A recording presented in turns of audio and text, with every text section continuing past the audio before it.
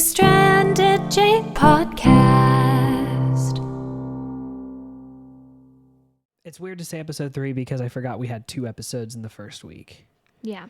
It just felt like one long episode in a way. But we just got done watching it. It premiered, I think it's like 6 o'clock, but Central. Yeah, Central. But we had to wait because we have a baby to put down. And she did not go down easy tonight. I will say that. Yeah. But that's okay.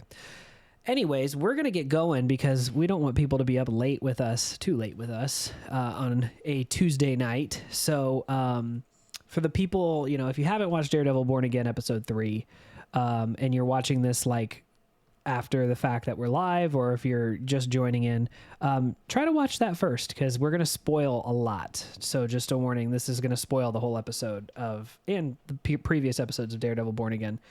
Yeah, there's a lot that happens in these first 3 episodes. So we're going to talk about all of them, and it just wouldn't make any sense if you're watching this without watching the show first. Yeah, that's true. Oh, here, hang on. It's asking me to do something that I think is a great idea, if it lets me. It tells me to do it. Oh, okay. Well, we won't do that. Anyways, let's get started, shall we? Let's do it. So, episode 3, what was it called? I was thinking because it had a really clever kind of name. Oh, I didn't. I guess it doesn't really. Jay, back off your mic. Sorry. I guess it does. Sorry, I'm picking popcorn out of my teeth. But I guess it doesn't matter. So this episode was definitely a court drama, which is what we were told when we were kind of I was looking at like the behind the scenes of, when they changed writers and directors and things. The main thing they said was like, it was basically going to be like hardly any actual Daredevil. It was going to be a lot of Matt Murdock in court, and each episode was going to be kind of its own case, and it was going to be a little more like She-Hulk in comedy. And this is, from what I've heard, episode 1 kind of was a whole redone episode. And then episodes 2 through like 5 or 6, I think, are all they stuck to the course of the original writers and what they shot, but they just kind of added stuff to keep the context of what they're trying to get to. So you can kind of see that in this episode because we had a lot of like courtroom stuff, and I'm okay with that. But yeah. So let's just get started first with your thoughts. Yeah, this will be fun because we started this right after we watched the episode, so we don't have I have no idea what you thought of it, and vice versa. We didn't get to discuss it like the first time. So we made some comments here and there, but nothing defining. Right. Yeah. So I really liked episode 3. I really liked it. And now the courtroom stuff wasn't something that we got too much of in the original series, of the Netflix series, but I'm kind of into it. I thought it was fun. I thought it was fun to watch Matt be a lawyer, because that ultimately is what Matt Murdock is. He's a lawyer, a defense lawyer. But I will say, I thought that he was not calm and collected like I expected him to be. And I was like, that doesn't seem super in character. But also it makes sense that he's not super in character right now. Right. That's one thing I kind of was mentioning when we were watching it. And it's something that I feel, is I'm just going to like say kind of the broad kind of how I feel about it. So this episode, you're right. I agree with you. I liked this episode. It's probably my favorite so far. Which kind of concerns me because these are the episodes that they said the old writing team did, from what I've heard. And honestly, out of the 3 episodes, the one that I disliked the most was the first episode, which is the episode that they say the new writers came in and did. Now, that doesn't necessarily mean that it's bad or that's a bad sign, because it could just mean that they kind of had their hands tied and they did what they could to kind of catapult their story in the direction they want it to be. So it took a lot of like finagling and stuff, and it made it really I guess, difficult budget wise and timing wise and stuff. But, and obviously this first writing group and team had more time to like shoot and get what they wanted definitively. But anyways, I did like this episode for the courtroom stuff, and it wasn't jokey at all. Like, like they said, it was going to be like a She-Hulk kind of jokey. I didn't see that, so I don't know if that was in rewrites or not. However, just looking at it from the episode itself, I was invested in it the whole time. I thought the whole White Tiger story was very interesting, and I thought it was a good way, even though not like the most original way, to show kind of Matt's struggle. And what they're really doing is, I guess you can say in a way, it's a reference to Frank Miller, who did Daredevil, and the Daredevil we know in the comics and in the shows, he's the one who kind of created what we see. However, I think it's more like Frank Miller in the sense of Dark Knight Returns with Batman, where it's that whole idea. And I kind of said this last week, where it's kind of this idea that like, hi Blake, no worries about being late. But I, it's a lot like Dark Knight Returns in that sense, where you have, Bruce, who's an older Batman, and he's not been Batman for a long time. And he's like, I'm retired, I'm old, I'm done. But the whole idea is he always will be Batman. There's no stopping him. As long as he lives and breathes, he will be Batman. Something's going to pull him back into that direction. And that kind of happens in this, where the idea we're getting between both Matt and Fisk, which the whole Netflix show was a lot about how similar Matt and Fisk are, and how their upbringings kind of led them down a similar path, yet just slightly askew, to where one is a corrupt gang leader that kills and is a really evil person, and another one who is a very conflicted person but also believes in the right thing, and he doesn't kill in those things.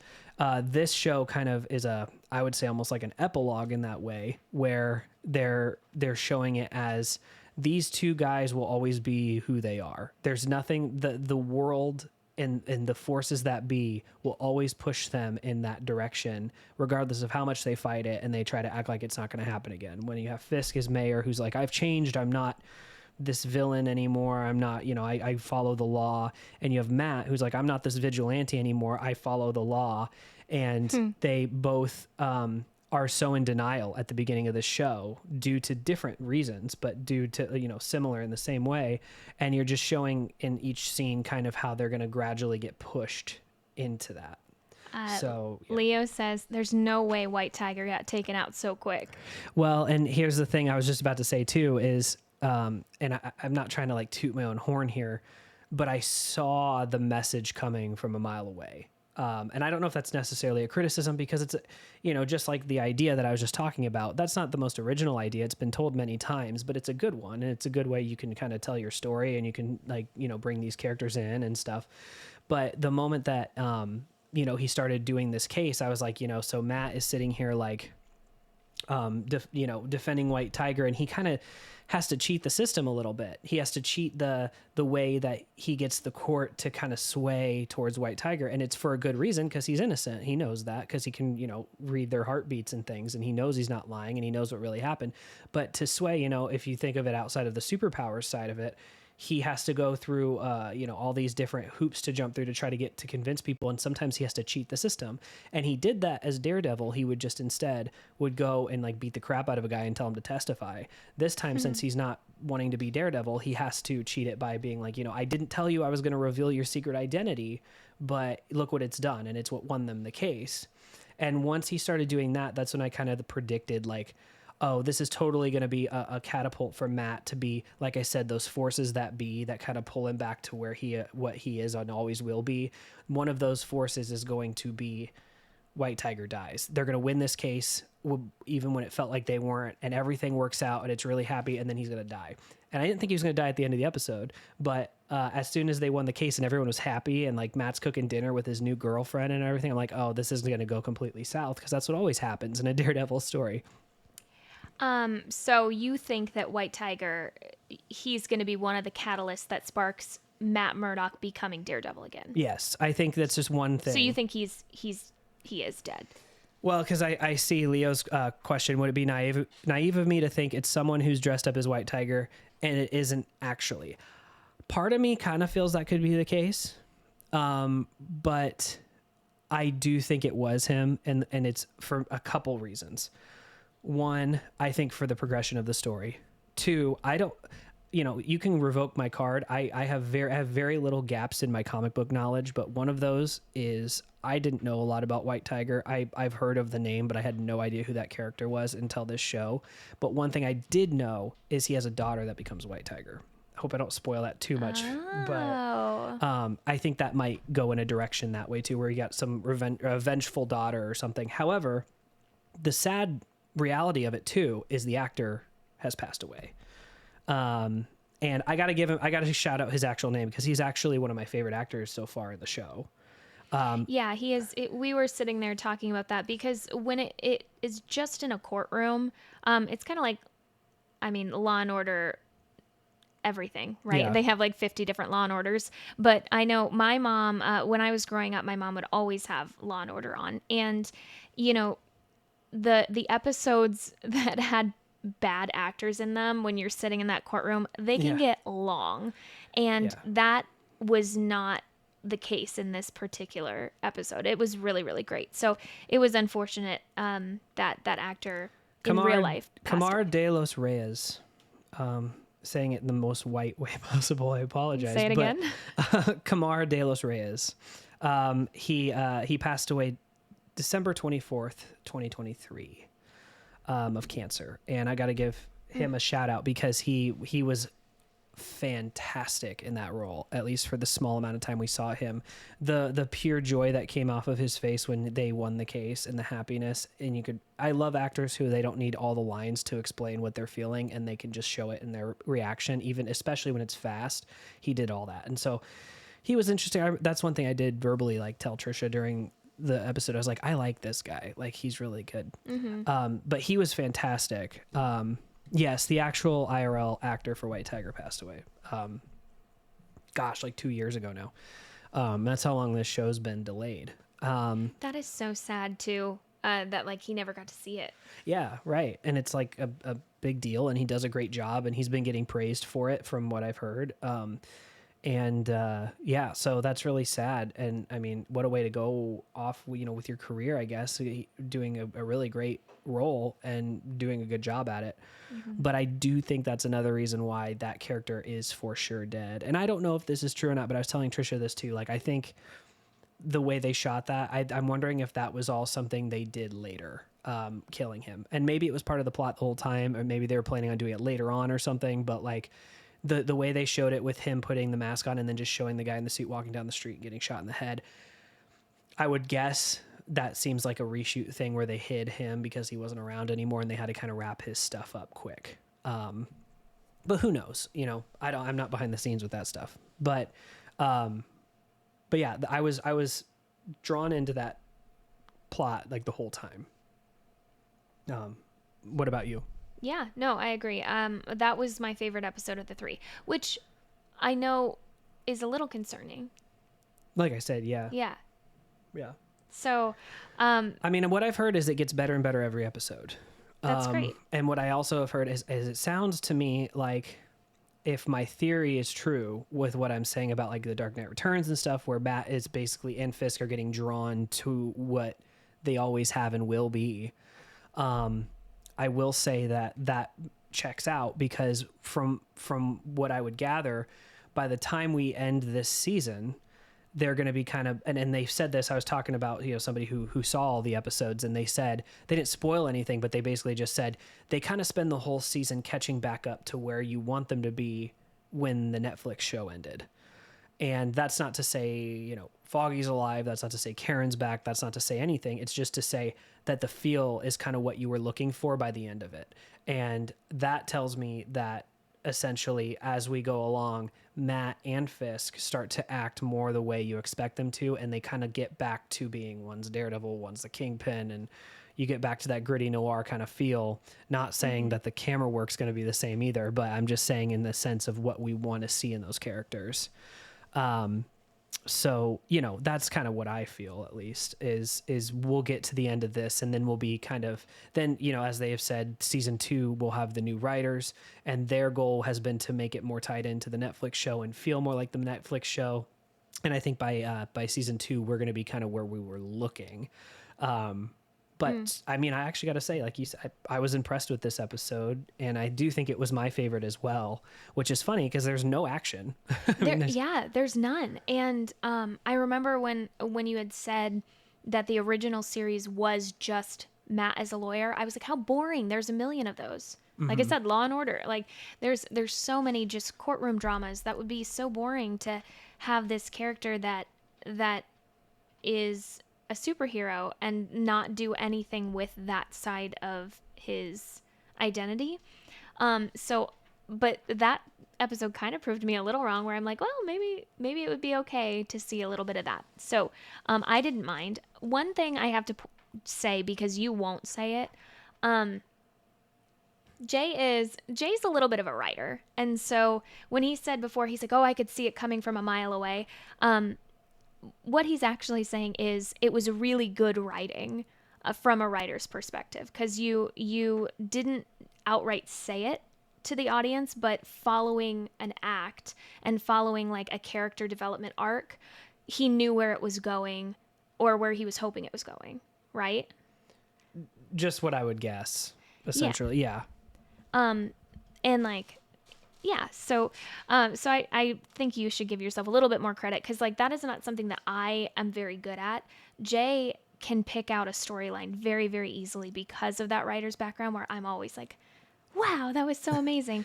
So I just wanted to point that out. And I mean, I still get shocked a lot too at times and things like that. But yeah, I just saw just kind of, you can kind of get the intentions behind where these they want these characters to go, and they kind of want to tell a Dark Knight Returns story, and that's kind of what they're doing. Leo says that the reason that we just said is why episode 3 is their least favorite, because 1 and 2 have the action in them. I agree, especially as someone, you said you binged all 3 seasons in order to watch this, because it is a little bit of a bait and switch, where all of this, you saw the trailer and you were probably like, whoa, that trailer for Daredevil Born Again on Disney Plus looks badass. That looks really, really cool. It looks gritty and full of action and kind of rated MA. Like, wow, that's so neat. So you go and you binge the Netflix series, which also had a lot of action in it. And it had, you're like, oh, okay, they're bringing back Karen Page and Foggy Nelson. So I got to get to know these characters and their arcs and everything like that. And then they place this new show in front of you, in the first 15 minutes, the 2 characters that they brought back and the gang's all back are gone again. Yeah. One moves away, one dies. And so I would also be like, where the heck, like what happened? Where's all the action? I would say, I think I said this last week, but they're taking the kind of the same idea that they took with Avengers Endgame, where, you saw Infinity War and it was a big shock that everybody got snapped, and you're like, how are they going to get out of this? And you think, well, Endgame's going to solve it all. So like when we start the movie, then it's going to gradually, once you start watching it, we're going to start seeing a progression of things getting better. It actually gets worse. I mean, you go, and then that's where you get the whole, even before the credits start, Thor cuts off Thanos' head and nothing's solved. And then it goes 5 years later. And that's where you get into uncharted territory. And I think they're trying to take that similar approach with this, where they're like, everybody knows, if they've watched the original series, they know what they're looking for in the show. And we're going to subvert that and make them uncomfortable on purpose. And I said this last week too. I don't think that they've executed that very well. I think, like, especially in the first episode, I think the approach was a little of a miss, but the idea is there. And it's an interesting idea where it's like, we know Matt in this apartment in Hell's Kitchen, fighting Kingpin, dressing as Daredevil, fighting. There's a lot of action. There's a lot of violence. There's all this stuff.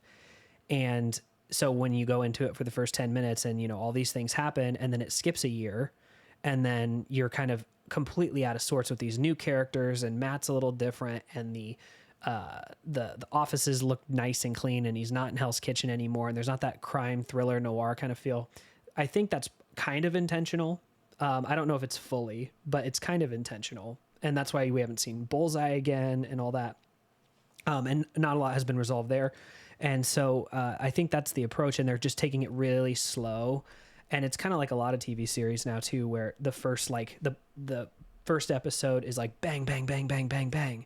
And then, you'll get an episode here and there that has like a really crazy ending, and there's always a twist at the end that wants you to watch it again. But then you have a couple lull episodes, and those lull episodes aren't necessarily bad, but they slow down and they just kind of get you through okay, here's what we're trying to get you to get into right now. We'll get back to the stuff you're waiting on, but we got a series to fill. Right. It kind of felt like that. Yeah, I mean, I like that approach. It happens in books too, all the time, where you'll have this big action scene that it opens up on, and then the next chapter it goes back and it's like, so and so is in a meadow with the warm sun on her face, and it's like, okay, I was just in a fight scene, but that's fine. And then you have to get back to that, and it builds to that. So I get it, and I like that kind of setup, but my only problem with that is that the first episode, in my opinion, was done so poorly that I don't think that, I mean, I just don't think it was done well enough to have a lot of people wait through the build. Sure. But luckily I really liked this episode, so I'm okay. I'm okay with it being slow as long as it's well written and I think 2 out of 3 ain't bad so far. Like I liked episode 2, and I liked episode 3. Episode 1 I watched a second time and I warmed up to it, but I still think it's my least favorite out of them. And the reason I say that is because of a lot of, and I've seen a lot of other people talk about this too. There's a big kind of divide right now with the fans of the show on, they either loved it or hated it. And I kind of get where people loved it. I think. Really? I haven't seen anybody saying they hated it. In fact, it has bothered me how much. I'll send you a video after this of someone that, and it's a divide. It's people. There's another podcast I was talking about. Melissa wants you to sing the responses. That would take so long. Oh, and Leo said, I saw someone make a video saying that Foggy isn't dead because of a comic. Yeah, we talked about that last week, and I am like 90% sure and convinced that Foggy will be back. And we have our last episode where we talk about it on my YouTube page. Yes. So follow us there because you can kind of rewatch these and kind of what we talked about previously. And we also have them on like podcast stuff too, if you want to just listen to it, but just as a plug. But no, I do think that Foggy's coming back, just in my comic book knowledge. And if I were a betting man, I would say that he's going to be back. Will it be at the end of this season, or will it be at the end of season 2? Maybe not. It could take longer, but at some point he will be back. And that's the other thing, is that from a comic book fan. Can he even sing? Can you sing, Jay? I think maybe.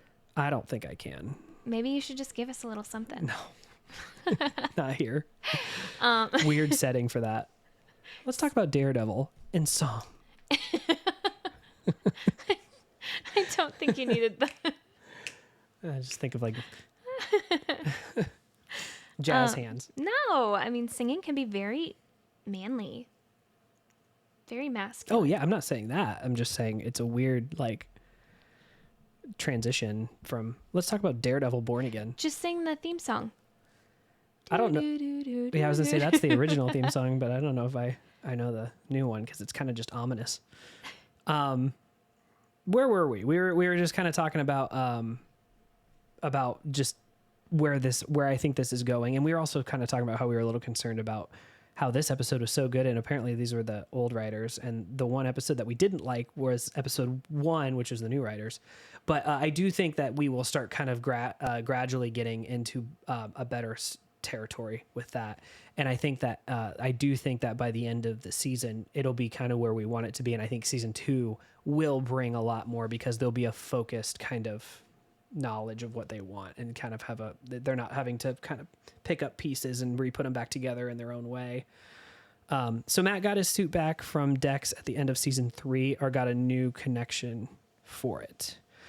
Matt, I think because Dex at the end of season 3, he thought he died, and then he really was just hurt, and they did like a surgery on him, which I think will lead into this season later on. But he had to wear the black suit again because Dex had the Daredevil suit, so he had to prove he wasn't that. Oh, I love that. That's my favorite suit. I think once Dex got arrested or died or whatever everyone thought he was, it kind of cleared Daredevil of his name so he could wear the suit again, and he's just been upgrading his suit since. I think that's kind of the intent there. I will say we've only seen it for about 5 minutes, but the new suit I really like. I like the color. I like how it's like a poppy, like comic book red, and they light it kind of in the darkness so it pops a little bit. I like how it's a little slimmer. It's not as baggy. It doesn't look like a wetsuit. I don't know, but it's great. Wetsuits aren't baggy. No, I was thinking kind of two different things. I was thinking I like how it's not baggy, but it's also not like a wetsuit where it's like overly like tight. I gotcha. It's kind of in between. But I was like halfway thinking in my own head and not out loud. Sure. So I thought it was trashed. His suit, because his suit, that's a new suit. He's had a couple new suits, and they even teased it in the trailer that he has like a Batman closet of like all of his suits. Like he has like in She-Hulk, he has the yellow and red one, which is a nod to his original suit. He's had a couple different variations of the red one. Well, everyone did. That's why they changed it in like 6 issues in the original 60s. I see. People hated the yellow and red, so they just made it red. I'm pretty sure at a comic book place here in town, it's called Mayhem. I'm pretty sure we saw Daredevil #1. And it was like behind a pane of glass that it was available for purchase. But I remember I saw it and it was like the man without fear, Daredevil. And he was in a yellow suit. And I'm like, not my Daredevil. No. Not my lord. He looked like he had a couple last suppers. If you guys know that reference, good on you, because that's a pretty like obscure TikTok video that we talk about all the time. But yeah, where do you think, if you could predict now, where do you think that we'll be going next? We have a lot of time left in this series. There's a lot of episodes left, so they're going to probably go slow. But where do you think at least the next step's going to be? Oh my gosh, I was going to ask you that because I'm awful at predicting. So it makes sense that you'll start with me because then you'll probably be correct. That's not true. He's like, that's not true. No, that's not. I mean, I've already kind of made my own predictions a little bit. Have you? That's what well, yeah, I've already said that. I think this is kind of be the catalyst that gradually leads Matt back to being Daredevil. Melissa says, I love how nerdy you guys are. How dare you? Especially me. I just drag her down here in this basement and make her talk to me all night about Daredevil. That sounds awful. It does sound bad. It's all purely, she wants to do it, but not as much as me. Keep going. Predictions. No, please. Predictions. What are your predictions? I have a big prediction, and I'll give it after you. You give yours. Yeah, I bet you will. All right. So I think that this is going to show Matt that even when you win following the system, you lose. I think that the death of White Tiger, he's going to feel partially responsible for. He's going to feel really angry for it. He's going to feel responsible for it. I think he's going to turn to his faith because I feel like anytime he's in turmoil, he's going to turn to his faith. And if you remember, his kind of confidant at the church died in season 3, correct? Yeah. So he really is isolated. He's very, very isolated. We already saw him in this last episode. He is very brash and just not calm and collected Matt like we know from the Netflix series. And I do think that was intentional. I do think that the calm and collected Matt is 50% of him. Like, that's the whole point of Daredevil. That's the whole point of Matt, is like sometimes he's collected because he feels like he has to be, and he's overly confident and kind of cocky at times. But at a lot of other times, he's always on the verge of having a mental breakdown. And you see it in season 3. You see it a lot of times in season 1 and 2. He's always a conflicted guy. And so there's these ups and downs and ups and downs. He gets a win here and then he gets like 2 losses. Can I ask a stupid non-Daredevil question since it's my first time watching this and I've never seen the show? Sure. Sure. But no, I think you're right. I think the faith thing is another thing I've heard just in the rumor mill that if the old writers kind of cut out the faith stuff. I think less for controversial reasons and more they just didn't want to embrace that for story reasons. But that's so stupid. But that's like a big core part of his character. Yeah, that's like who he is. And I think that's where the new writers are coming in and they're going to like, because I heard someone say, watch the episodes. And whenever he talks about his faith or he gets into the faith stuff, that's all reshoot stuff or that's all new stuff from the new writers because they're bringing that back too. Okay. I have a prediction. Well, I don't think it's actually going to happen, but my favorite superhero is Daredevil. But close second is Spider-Man. My favorite superhero is Superman, but my favorite Marvel superhero, because Superman's DC, my favorite Marvel superhero is Daredevil. It's back and forth between Spider-Man and Daredevil. Like one day I'll like Spider-Man a little more, another day I'll like Daredevil a little bit more, but I've more consistently liked Daredevil more. What was your prediction? It's not a prediction. It's just a direction I can see them going. Matt is suppressing what we saw at the end of episode 2. Matt is suppressing that side of him so much that I can see him having a little bit of a mental break where it's almost like blackout segments where like he will go into his Daredevil state. That's actually a cool thought because that goes back to Dark Knight Returns, where in that story, like I said, Bruce is like been retired for like 20 years or something like that. And it's like, he's like in his 50s or 60s and he hasn't been Batman for a long time. And as the world starts to get bad again, it's like this like back of his brain catalyst, like muscle memory starts to kick in. And he's older, he has a mustache and he's, just kind of hanging out in the mansion.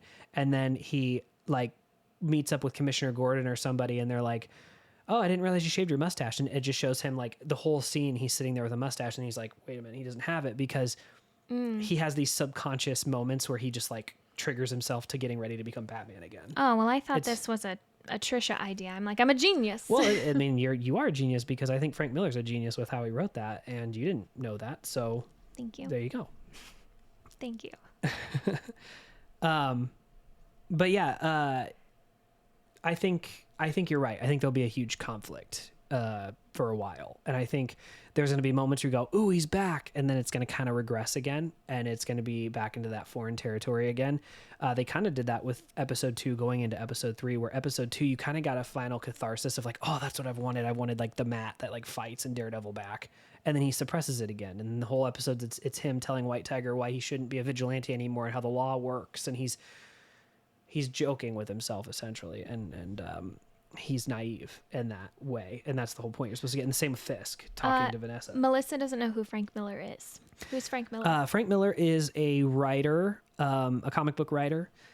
He wrote a lot of versions of characters that you probably know.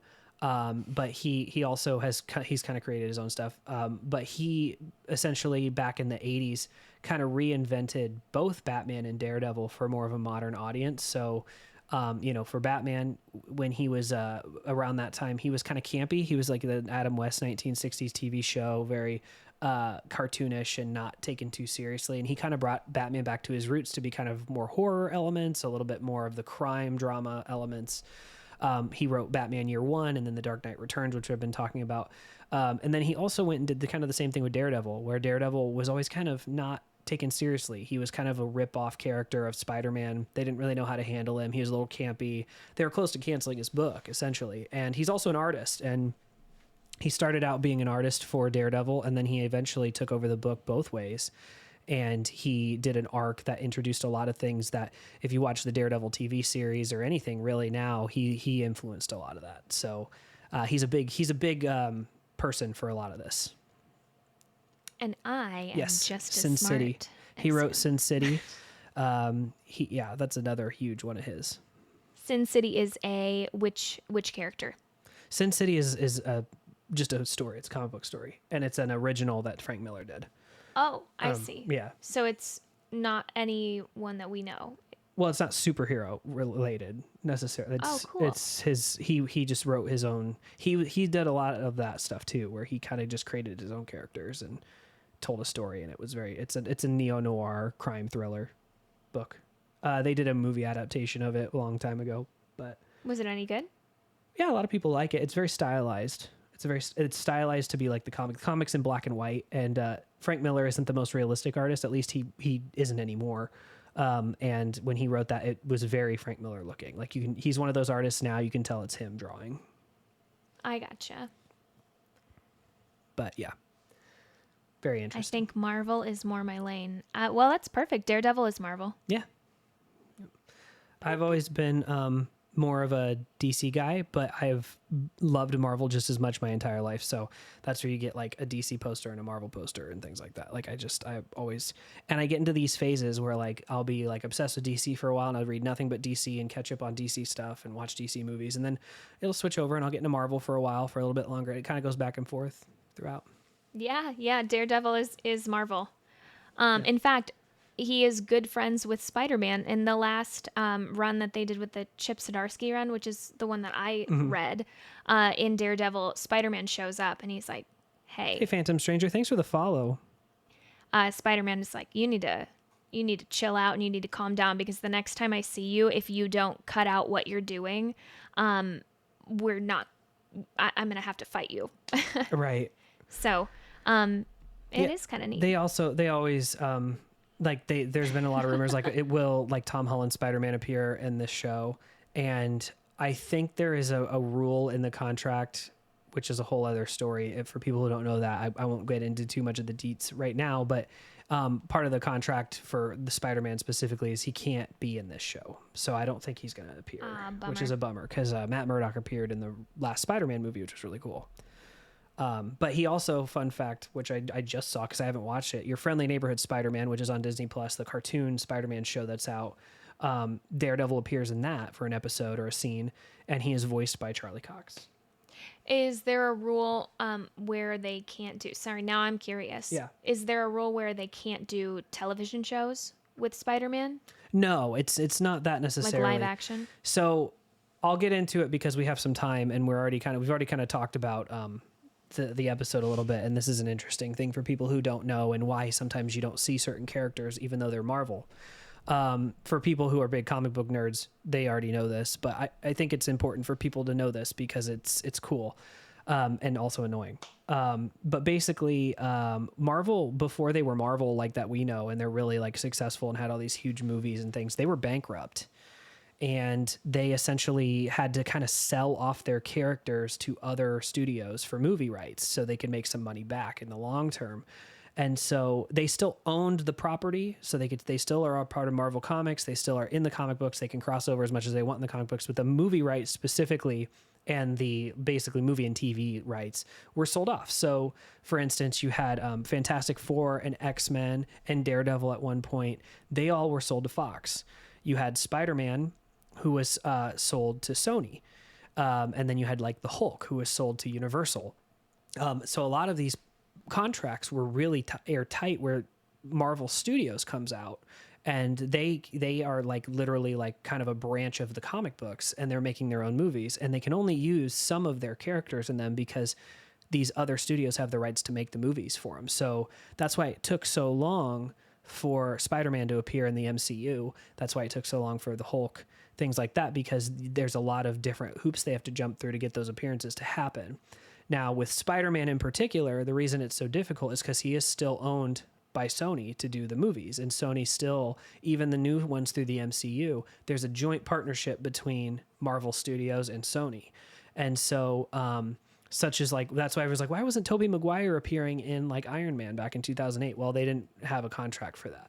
And so if you notice, if you watch the MCU Spider-Man movies with Tom Holland, each movie has an MCU character in it as kind of a guest character. And that was part of the deal was, okay, here's what we're going to do. As Sony, we get half the profit or however much it is, and you get half.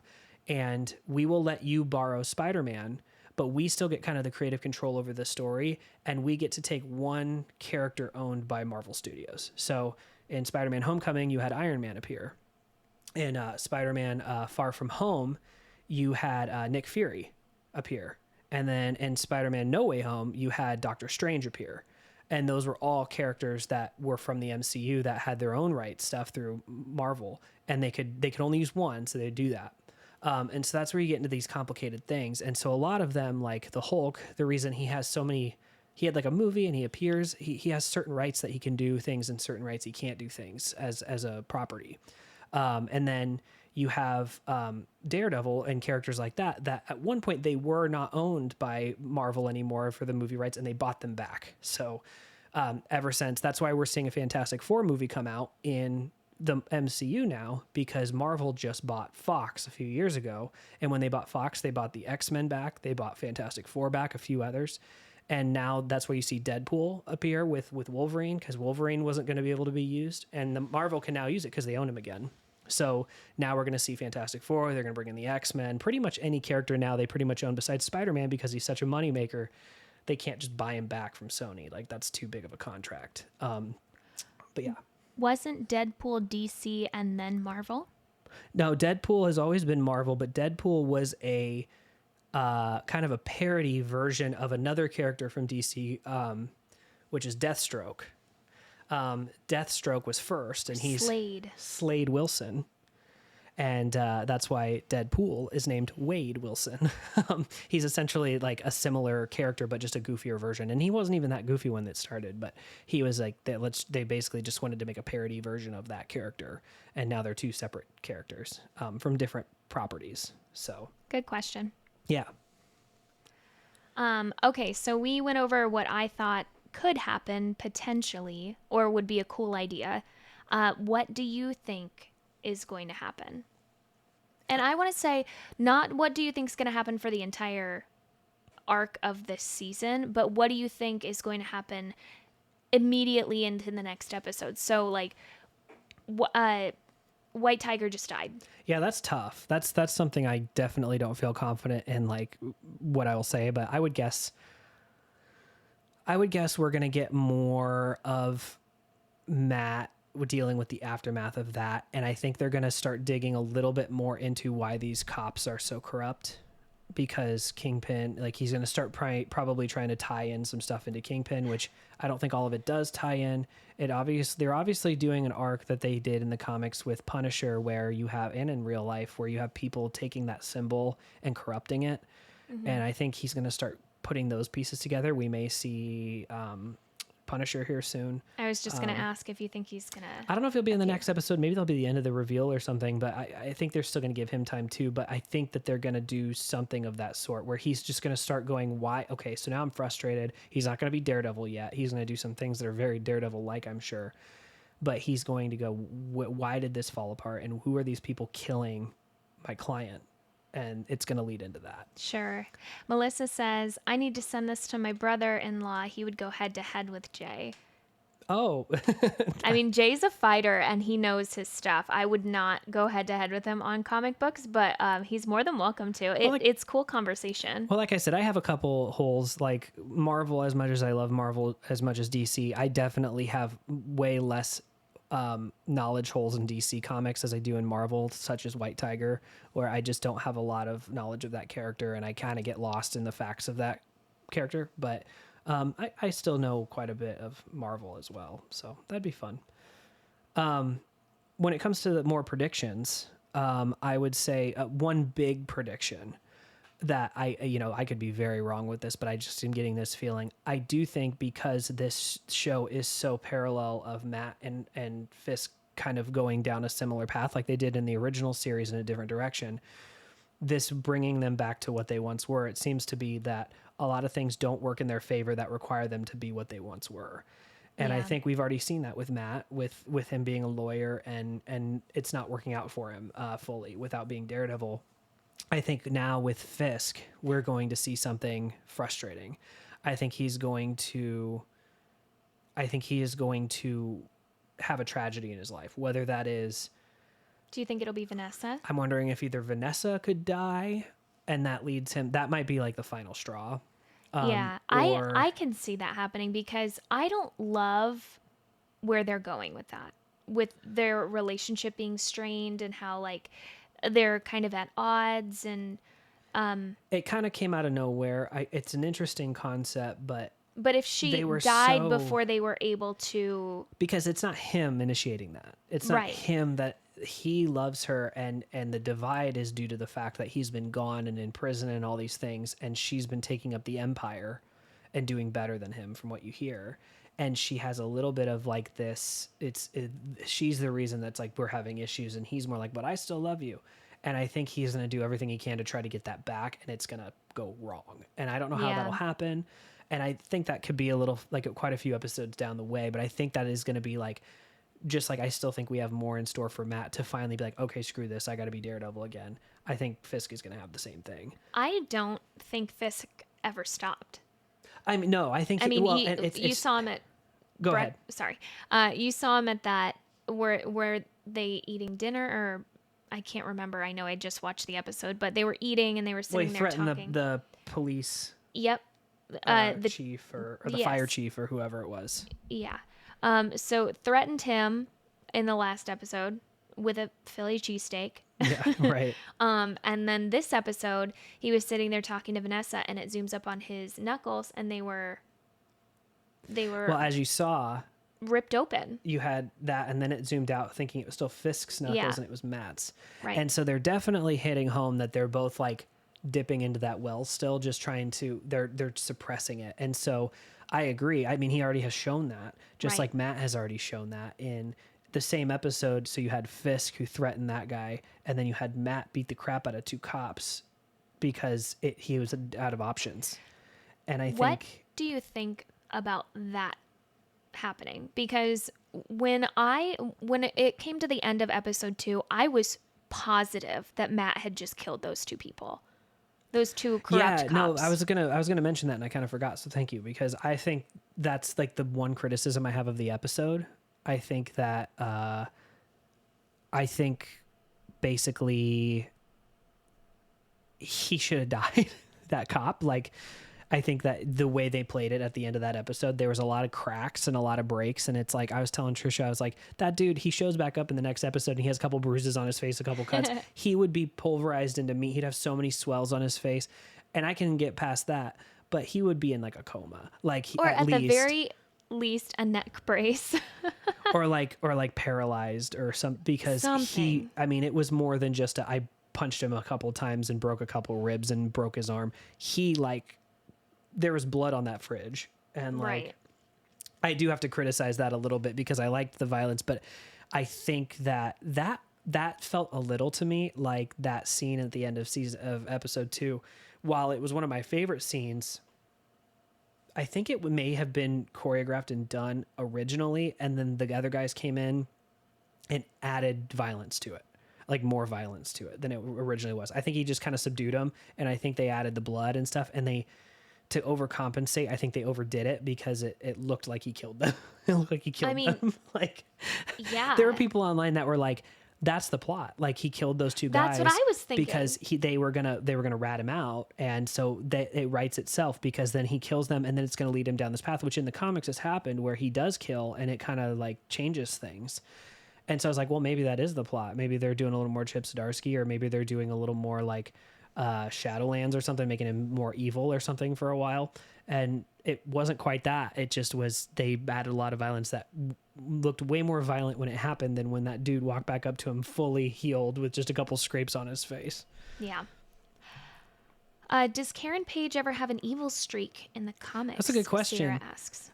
She doesn't necessarily have an evil streak, but she has issues. She's not the best friend. Let's say that. Yeah. So essentially, I'll talk. I won't spoil it too much for you in case you want to read it. But Daredevil Born Again, even though this show is not this, Born Again is a storyline in the comics, and it's very different than what they're telling here. But it's basically the only thing that matches is it's a collapse of Matt's life where he has to rebuild it stronger and better. And the way that starts is he gets ratted out in his identity, and Kingpin finds out who he is and ruins his life as Matt Murdock and as Daredevil. And the way he finds out, and this is at the beginning of the issue or the comic, so it's not really like a spoiler, is Karen Page for a while wasn't in the comics, and she went off and became like a lot of things, I'll say, to keep it PC. But she also became a druggie, and she sold Matt Murdock's name as Daredevil to get drugs, essentially, get a fix. And it leads to this whole, with Matt's religion, like forgiveness. And it has the most, I think Born Again has the most Catholic mirrors in it. Like, it's definitely like they embrace all of that in it, and the most out of every story. And so she's not a bad person, but she's definitely screwed up Matt's life a lot of times. And it's part of his arc to forgive that and still care about her as a human and as a person that he admires. Speaking of Karen Page, what do you think her role is going to be in this particular season? I don't remember if I mentioned this either last week, but I think that Karen is going to get roped back into the scoop, essentially. I think that something's going to make its way, a ripple effect over to her in San Francisco. Is that where she is right now? Yes. And I think it's going to ripple over there, and it's going to make her question. She's like, well, Matt's still out there. And it's going to make her, maybe him coming back as Daredevil, and being in the suit, and, the news outlets get a hold of it or something. She'll come back because of that. Or there's just something going on with the corruption of New York that ties into something that she noticed, and it makes her kind of come back. And it still lays into that kind of theme of the series where, everyone's kind of, their destiny's already sealed, essentially. Mm-hmm. And what they are best at is if you can avoid it as much as you want, but you'll always come back to it. And I think she's another part of that. Good. Trisha really doesn't like Karen Page. If you haven't watched it. That's not true. I like Karen Page a lot. I think she's a great character. Look at you holding your tongue. No, you like the character of Karen Page. You just have issues with some of the acting choices of Karen Page in the series and the original series as well. Well, yeah, because she's not in this. Yeah, I mean, she's been in and I do think that that's kind of crappy. And Marvel's done that before in their trailers for movies and stuff, where they're like, this is going to happen, and then that never happened. It's just a fake out scene in the trailer to get people excited to watch it, and it actually goes a different direction. Usually it's still good, but it's just not what they said it is. And I see that a little bit in this, which I don't think the trailers are going to steer us in too far of a direction, but I do think that them hyping it like, we reshot it, and Matt, Foggy, and Karen are back, and they're part of the story. It essentially has the same story as what they originally have leaked, which is Karen and Foggy died off screen instead. And instead of doing that, they're like, we brought him back for the beginning. We brought him back so we could kill him on screen. But I also think that's also why I very much think both of them will be back, including Foggy, because I do think that they'll stick true to their word. I just think they want to throw people off the scent for a while and get them disappointed to cause buzz and hype and curiosity and all those things. And they're willing to take that risk. But, that's just me. But I mean, I don't really have much else to say. I'm glad the episode was good. I'm glad I enjoyed it. So like I said, we now have, we had that first one, which got us a little uneasy. And I've heard a lot of people say that, but then we went right in, like you said, I'm glad we watched episode 2 when we did, because it gave us hope again. And then this episode also. So I'm excited for next week. I don't think we've seen the last of our dirty cops. No, not at all. But I really don't know how that's going to go, because even though they don't know that he's Daredevil, because technically right now there is no Daredevil for the last year, I don't like that they know that he is a blind man that can fight, essentially. I don't like that they know that. Well, and that's another thing I was going to add is we were kind of talking about it during the episode where that was kind of a weird acting choice by Charlie Cox in the restroom when he's talking to that cop, and he's very kind of lighthearted. I think that was a choice of being aloof, because even though they know he can fight, I don't think he wants to push them any further onto the scent of he's Daredevil, or he has radar senses, or he's not actually blind fully. I think he is playing it as I'm a lawyer who is tougher than you think. And I think he still wants to come off a little more innocent than he is. But who knows? I think that we'll figure out as we go along. Yeah, I mean, I guess. I don't love that. Because, if I was a cop that was a corrupt cop on the force for 15 years and I tried to beat up a blind man and I got my ass handed to me, I'd have some questions. Well, that's kind of what Matt does, though, is Matt kind of, instead of kind of puffing his chest out even more, he does poke him, but he kind of reminds him, how are you going to explain this to people? That you got beat by a blind lawyer who was defenseless?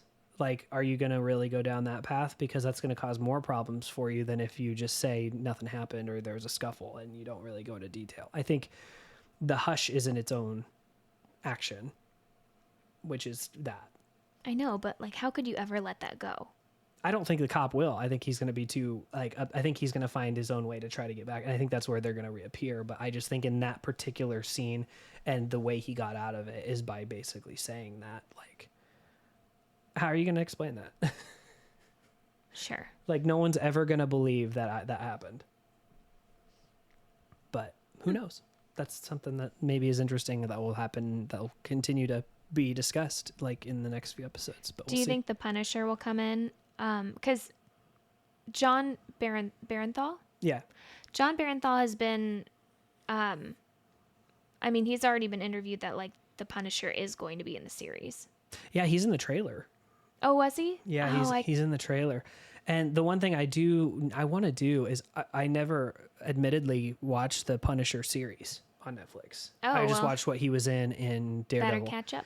And so I'm sure his arc has gone all kinds of different places. All I do know is that he quits being Punisher like every season from what I've heard. And then like he has to be Punisher again, which that's what I'm saying. It's kind of a tired trope, but if you do it right, it'll work. But he's getting a special too. Like apparently he was going to be a more prominent aspect either in this series before they rewrote it or in some form or fashion in the MCU. And they cut that. I think he was supposed to get like a full-on series or something again through Marvel, but they're cutting down on their TV shows because they do too much and they're trying to do quality over quantity and all that, as you can see. And they, with the Punisher one, they're like, we're gonna just do like a special. It's like an hour-long special, like it's its own contained thing with him. And then he's gonna be in the universe, but they're not doing a series, so he's gonna be in that as well as whatever he does in this season. Nice. Yeah. But yeah.